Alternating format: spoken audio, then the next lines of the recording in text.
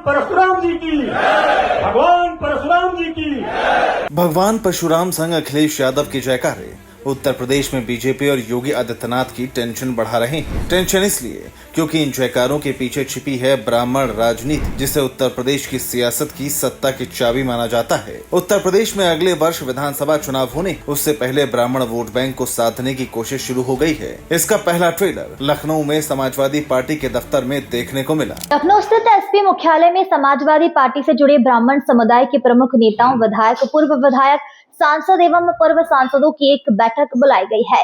इस बैठक में प्रदेश में हो रहे एनकाउंटर को लेकर चर्चा की गई है।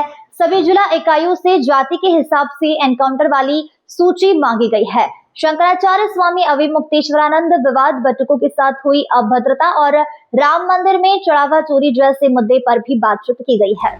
समाजवादी पार्टी ने 2027 के लिए पीडीए यानी पिछड़ा, दलित और अल्पसंख्यक का नारा दिया है। अब इसमें ए से अल्पसंख्यक के साथ ए से अगड़ों को जोड़ने की कोशिश शुरू हो गई है। खबर है कि पार्टी अध्यक्ष अखिलेश यादव खुद इस ब्राह्मण प्लान पर नजर बनाए हुए हैं और एक एक अपडेट ले रहे हैं और ये बैठक भी इसी प्लान का परिणाम है। बैठक में निर्णय लिया गया कि 5 अगस्त को लखनऊ के जनेश्वर मिश्र पार्क में ब्राह्मणों के लिए एक बड़ा कार्यक्रम किया जाएगा। 5 अगस्त को समाजवादी विचारक और पूर्व केंद्रीय मंत्री जनेश्वर मिश्र की जयंती है। उस दिन समाजवादी पार्टी की ओर से कई मुद्दों को लेकर ब्राह्मण मतदाताओं को एक राजनीतिक संदेश देने का प्रयास भी होगा। गौर करने वाली बात यह है कि यूपी में ब्राह्मण आबादी करीब 13% मानी जाती है।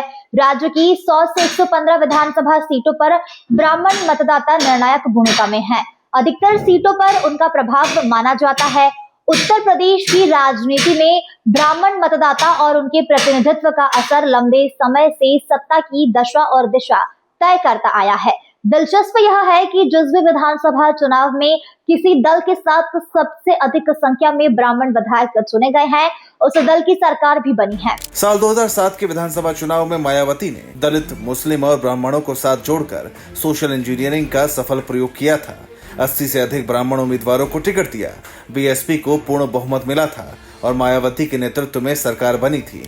इसी तरह साल 2012 के विधानसभा चुनाव में समाजवादी पार्टी के टिकट पर 21 ब्राह्मण विधायक चुनाव जीतकर विधानसभा पहुंचे थे।